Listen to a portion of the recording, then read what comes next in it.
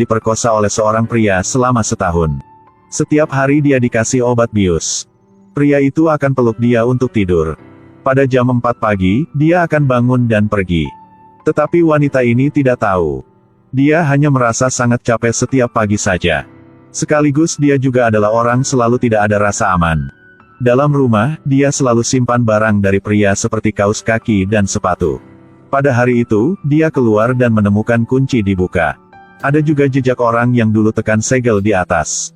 Berdasarkan indera keenam wanita, dia sudah menggantikan tas sandi kunci pintu. Pada malam, ketika pulang rumah, dia menemukan. Sangat aneh, penutup kunci pintu dibuka lagi. Kyung Min merasa sangat aneh. Baru mematikan lampu dan siap tidur, cerita horor datang. Tiba-tiba dia mendengar suara di luar pintu, ada orang sedang tekan kata sandi rumah. Dia hati-hati menurun tempat tidur. Memang ada orang di luar pintu. Membuat Kyung Min sangat takut dan diam. Tetapi tiba-tiba di luar diam saja. Melalui lubang di pintu, dia melihat keluar tetapi tidak ada siapa. Dia hati-hati membuka pintu, kelihatan tidak ada orang di luar. Tetapi dia menemukan sebatang rokok di depan pintu. Dia cepat laporan ke polisi. Tetapi hanya sebatang rokok tidak bisa bukti apa. Polisi memberi nasihat untuk dia, jangan memikir banyak. Tetapi Kyung Min sangat takut, sampai tengah malam dia baru tidur. Pada saat ini, tiba-tiba seorang tanpa kemeja keluar dari kamar mandi. Dia duduk di sebelah dan membelai rambut Kyung Min. Kemudian peluk dia dan tidur. Pada hari berikutnya, Kyung Min bangun dan merasa sangat capek dan pusing. Tetapi cerita aneh masih terjadi. Pada saat bekerja, pelanggan melecehkan dia. Pria berkata, dia kenal dia dan mau berkencan sama dia. Tentu saja, Kyung Min menolak. Tetapi dia langsung mengubah sikap. Dia memikir Kyung Min tidak menghormati dia dan mulai marah. Semua orang melihat dia. Pada saat ini, manajer bank membantu dia. Panggil securi mengantar pria itu keluar. Karena cerita dulu, Kyung Min selalu merasa ada orang memperhatikan dia. Ketika pulang, dia terus menetus melihat ke arah pintu. Karena dia selalu merasa ada orang. Pada malam itu, ketika dia tidur, tiba-tiba ada orang merangkak keluar dari bawah tempat tidur.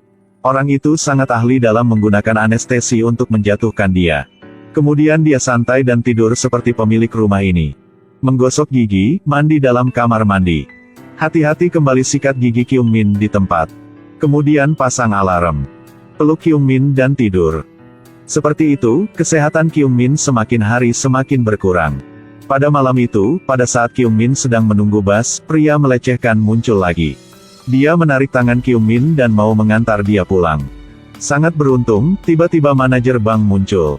Dia mau memukul orang itu, tetapi Kyung Min telah mencegah. Kemudian, manajer bank mengantar Kyung Min pulang. Ketika dia masuk rumah, dia menemukan rumah dimatikan listrik. Tiba-tiba, ada ketukan di luar pintu. Kyung Min sangat takut, sebenarnya itu adalah manajer. Kyung Min lupa dompet di mobil. Manajer datang untuk kembali ke dia. Kelihatan rumah dia tidak ada listrik, manajer memperbaiki untuk dia. Sebelum pergi, manajer mau pinjam kamar mandi. Kyung Min masuk dan menyimpan semua barang dulu. Akibatnya, dia melihat tutup toilet dibuka. Setiap kali dia keluar, dia selalu menutup. Dia sangat takut, dan melihat manajer sedang mencuci tangan. Kyung Min bertanya manajer, mengapa Anda tahu nomor rumah saya? Manajer sedikit bingung, tidak menjawab pertanyaan dari Kyung Min. Kyung Min sangat takut, buru-buru berlari dan laporan polisi. Ketika polisi datang, baru membuka pintu saja, manajer dicekik dan digantung di gagang pintu. Oleh karena itu, Kyung Min ditangkap ke kantor polisi. Karena di rumah masih ada jejak orang ketiga. Polisi menduga, dia dan satu orang lain sudah membunuh manajer. Setelah 48 jam. Karena tidak cukup bukti sehingga dia dibebaskan. Kyung Min merasa tempat ini sangat menakutkan jadi dia pindah rumah. Pada saat berkemas, tidak sengaja dia menemukan kunci di lantai. Dia mencoba setiap pintu di setiap lantai. Memang dia sudah bisa buka satu pintu di bawah rumah dia. Dalam rumah tidak ada orang, sangat kotor. Kelihatan sudah lama tidak ada orang di sini. Kartu bank di atas meja menjadi satu-satunya petunjuk. Dia memanfaatkan hubungan di bank untuk mengetahui bahwa pemilik rumah adalah seorang gadis. Sekaligus, setiap malam pada jam 8. Selalu membayar 3.200 won di satu toko 24 jam. Oleh karena itu, dia dengan sahabat datang ke toko itu. Memang ada seorang gadis membayar 3.200 won. Berdua orang memutuskan untuk mengikuti diam-diam. Akibatnya, mereka mengikuti sampai pertigaan jalan. Kyung Min dan sahabat harus memisah untuk mencari gadis itu. Akhirnya, Kyung Min melihat satu rumah sangat aneh.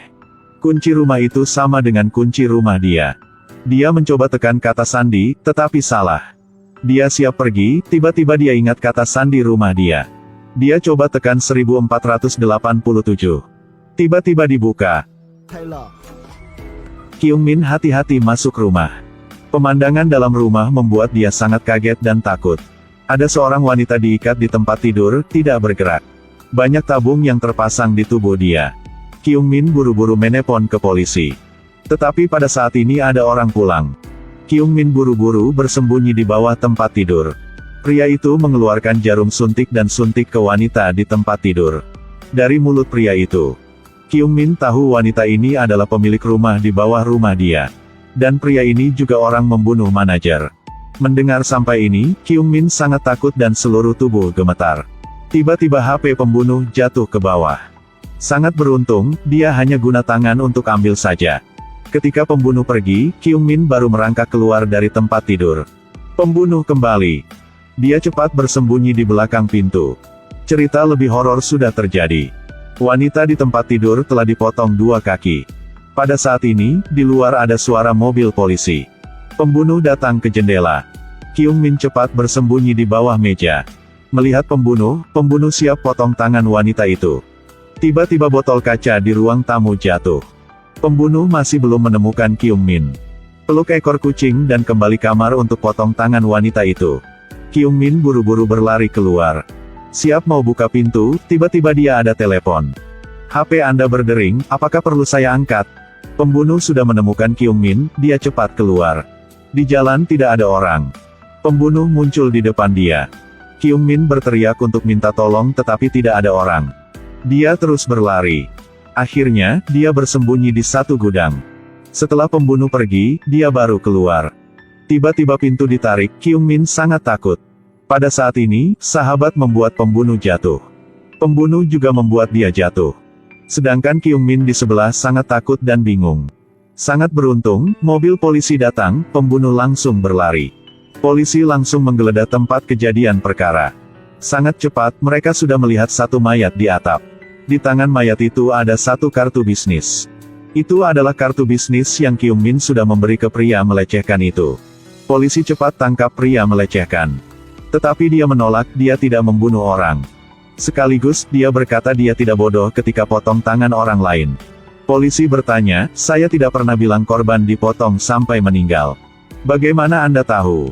Pria melecehkan bingung, seperti polisi sudah tahu apa. Tidak sengaja menyentuh jam tangan. Mungkin polisi sudah tahu dia adalah pembunuh. Dia keluar dan berkata dengan Kyung Min. Hanya tunggu hasil sidik jari dan DNA, kita bisa tangkap dia. Tetapi Kyung Min masih khawatir. Pada hari berikutnya, dia tetap pindah rumah. Sementara di sisi lain, karena DNA tidak sama, pria melecehkan itu dibebaskan. Sedangkan Kyung Min baru pindah ke rumah baru dan mendengar ketukan di pintu. Di luar, adalah suara dari si kurir. Kyung Min tidak membeli apa, mengapa ada kurir datang. Oleh karena itu, dia melihat jendela untuk memeriksa kurir. Setelah membuka dus, dalam itu ada HP yang sudah jatuh di rumah pembunuh. Sekaligus dalam HP itu banyak foto saat Kyung Min sedang tidur. Dia sangat kaget dan takut, sahabat sedang menelpon ke dia. Di sana ada seorang pria muncul. Lebih takut, dia sedang bersembunyi di kamar mandi. Selanjutnya, sahabat dia masuk. Dia semangat panggil nama sahabat. Tetapi tidak ada orang menjawab.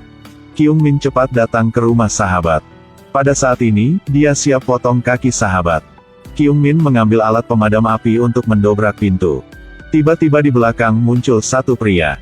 Adalah pria melecehkan yang dibebaskan. Sangat beruntung, polisi datang dan selamat Kyung Min. Setelah buka pintu, hanya ada sahabat dia di tempat tidur. Pembunuh sudah berlari. Polisi berkata dengan Kyung Min, pembunuh telah rekam video ini 3 jam dulu. Beruntung, kaki sahabat masih ada. Dan tujuan terakhir adalah Kyung Min. Untuk minta maaf tentang kesalahan dengan Kyung Min. Polisi sudah membeli kamera untuk dia. Kyung Min pesan kamera ini di rumah dan dia bisa melihat semuanya. Kemudian pada saat datang ke toko 24 jam. Dia bertemu dengan security di rumah dulu. Pada saat dia siap pergi, tiba-tiba dia melihat security membayar 3.200 won. Kyung-min melihat kembali, tangan security juga memakai jam tangan. Dia buru-buru kembali rumah, pesan 5 kunci pintu. Pada saat ini, polisi telepon ke dia dan paksa dia di rumah saja, jangan keluar. Karena pria melecehkan bukan pembunuh. Sekaligus dia juga dibunuh. Kyung-min buka kamera dan menonton. Sebelum dia masuk rumah, ada seorang pria sudah masuk dulu. Dia lepaskan masker, adalah security itu. Setelah itu, dia melihat di kaca dan bersembunyi di bawah tempat tidur. Kaki Kyung-min mulai kaki bergetar. Tiba-tiba ada tangan pegang kaki dia. Dia mau berlari, tetapi banyak kunci. Ketika Kyung-min bangun, dia tidak tahu dia sedang di mana. Di belakang adalah pembunuh sedang peluk dia dan tidur. Tangan dia dimasuk oleh tabung obat. Kyung-min menangis. Pembunuh membelai rambut dia seperti membelai mainan. Kyung-min mencari kesempatan dan gigit telinga pembunuh. Kemudian dia suntik obat bius ke tangan pembunuh. Kyung-min cepat berlari. Akhirnya, dia bisa bersembunyi di satu kamar. Jendela juga ditutup. Tidak ada pilihan lain, dia kunci pintu. Sedangkan pembunuh sangat santai, mencari setiap kamar. Dia pegang kunci dan membuka pintu. Pembunuh pelan-pelan mendekati ke arah Kyung-min. Siap potong tangan dia. Tetapi tidak perhatian, lemari jatuh ke 2 orang. Tangan pembunuh tertusuk paku. Pembunuh tahan sakit dan siap membunuh Kyung-min. Kyung-min semangat untuk mendorong pembunuh keluar. Lalu pembunuh jatuh di paku dan bertemu dengan nenek moyang. Kyung-min tenang dulu dan berteriak. Akhirnya, karena Kyung-min pembelaan diri jadi tidak dihukum. Dia memutuskan tidak di kota ini lagi. Kembali ke kampung dan tinggal bersama ibu. Sebelum pergi, dia tidak lupa merangkak di bawah tempat tidur. Film hari ini habis di sini. Ingatlah follow page untuk menonton banyak film baik ya.